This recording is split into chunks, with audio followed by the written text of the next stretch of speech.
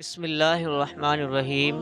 سن 7 ہجری میں ہمارے حضور صلی اللہ علیہ وسلم نے دین کی دعوت کو آگے بڑھایا اور اس وقت کے بڑے بڑے بادشاہوں کے نام خط لکھ کر انہیں دین کی دعوت دی۔ انہی خطوں میں ہمارے حضور صلی اللہ علیہ وسلم نے مصر کے بادشاہ کو بھی ایک خط لکھا۔ اس خط کو لے کر ایک مشہور صحابی حضرت حاتب اس بادشاہ کے پاس پہنچے۔ اس بادشاہ نے خط کو پڑھا اور حضرت حاتب کا بہت اکرام کیا، لیکن اس نے اسلام قبول نہ کیا۔ جب حضرت حاتب واپس آنے لگے تو اس بادشاہ نے اپنے علاقے کی 2 خوبصورت لڑکیوں کو ان کے ساتھ کر دیا اور کہا کہ یہ دونوں لڑکیاں میری طرف سے حضور صلی اللہ علیہ وسلم کی خدمت میں پیش کر دینا کہ حضور صلی اللہ علیہ وسلم ان سے نکاح کر لے۔ اور ساتھ ہی اس بادشاہ نے حضرت حاتب کو ایک خط بھی دیا اور اس میں لکھا کہ اے اللہ کے رسول، یہ دونوں لڑکیاں میں آپ کی خدمت میں بھیج رہا ہوں۔ یہ دونوں بہت اونچے خاندان کی ہے۔ ان دونوں لڑکیوں میں سے ایک کا نام حضرت ماریہ کی بتیا تھا اور دوسرے کا نام حضرت سیرین تھا۔ واپسی پر راستے میں ان صحابی نے ان دونوں لڑکیوں کو اسلام کے بارے میں بتایا تو یہ دونوں مسلمان ہو گئی۔ اللہ تعالیٰ نے ان دونوں کو خوبصورتی کے ساتھ ساتھ اچھے اخلاق کا بھی مالک بنایا تھا۔ حضرت حاتب نے ان دونوں کو حضور صلی اللہ علیہ وسلم کی خدمت میں لا کر پیش کیا۔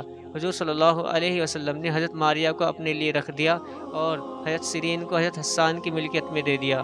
قرآن میں بیوی کے ساتھ باندیوں کو بھی رکھنے کی اجازت دی گئی ہے اور یہ اس وقت عرب کا رواج تھا، لیکن دھیرے دھیرے اسلام ہی نے اس چیز کو ختم کیا اور غلاموں اور باندیوں کو خوب آزاد کروایا۔ حضور صلی اللہ علیہ وسلم نے حضرت ماریہ کو اپنے پاس رکھ لیا اور پھر 2 سالوں کے بعد حضرت ماریہ کے پیٹ سے حضور صلی اللہ علیہ وسلم کے لڑکے حضرت ابراہیم کی پیدائش ہوئی۔ لڑکے کی پیدائش پر ہمارے حضور صلی اللہ علیہ وسلم بہت زیادہ خوش ہوئے۔ وقت گزرتا گیا، یہاں تک کہ حضرت ابراہیم 2 سال کے ہو گئے، لیکن اچانک ایک دن ان کی طبیعت خراب ہو گئی اور پھر دیکھتے ہی دیکھتے اللہ کی طرف سے فیصلہ ہو گیا کہ حضرت ابراہیم کی روح کو قبض کر لیا گیا اور ان کی وفات ہو گئی۔ حضور صلی اللہ علیہ وسلم کو جب خبر ہوئی کہ میرے بیٹے ابراہیم کی وفات ہو گئی ہے تو آپ بہت زیادہ پریشان ہوئے اور جلدی سے گھر پہنچے۔ حضرت ابراہیم کی امی حضرت ماریہ بہت زیادہ رو رہی تھی۔ حضور نے انہیں دلاسا دیا اور پھر غسل اور کفن کی تیاری شروع ہو گئی۔ تھوڑی دیر کے بعد جنازہ ہمارے حضور صلی اللہ علیہ وسلم کے سامنے ایک چارپائی پر لا کر رکھا گیا تو حضور صلی اللہ علیہ وسلم نے خود ہی جنازے کی نماز پڑھائی اور پھر قبر تیار کی گئی تو آپ صلی اللہ علیہ وسلم قبر کی سر کی طرف کھڑے ہو گئے۔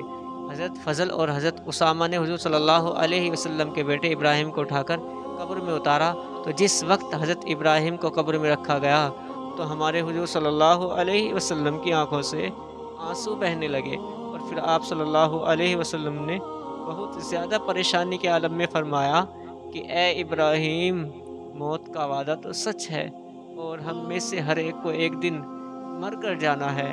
اگر ایسا نہ ہوتا تو اے ابراہیم، تمہارا غم ہمیں بہت زیادہ ہوتا۔ اے ابراہیم، تیری جدائی کی وجہ سے میری آنکھوں سے آنسو بہہ رہے ہیں، میرا دل غمگین ہے، مگر میں اپنی زبان سے کوئی ایسی بات نہیں کہوں گا جس سے میرا رب ناراض ہو۔ ابراہیم کو دفن کرنے کے بعد اچانک آسمان پر سورج گرہن ہو گیا اور پورا سورج چھپ گیا۔ اس زمانے میں لوگ سمجھتے تھے کہ سورج گرہن کسی کی موت کی وجہ سے ہوتا ہے، تو صحابہ اکرام کہنے لگے کہ آج کا سورج گرہن ہمارے حضور صلی اللہ علیہ وسلم کے بیٹے ابراہیم کی وفات کی وجہ سے ہوا ہے۔ جب حضور صلی اللہ علیہ وسلم کو اس بات کی خبر ہوئی تو آپ صلی اللہ علیہ وسلم جلدی سے تشریف لائے اور تمام صحابہ اکرام کو جمع کر کے فرمایا، اے لوگو، چاند سورج اللہ کی نشانیوں میں سے ایک بڑی نشانی ہے، ان پر کسی چھوٹے بڑے کی موت کی وجہ سے گرہن نہیں لگتا، اس لیے جب بھی تم گرہن دیکھو تو نماز پڑھا کرو۔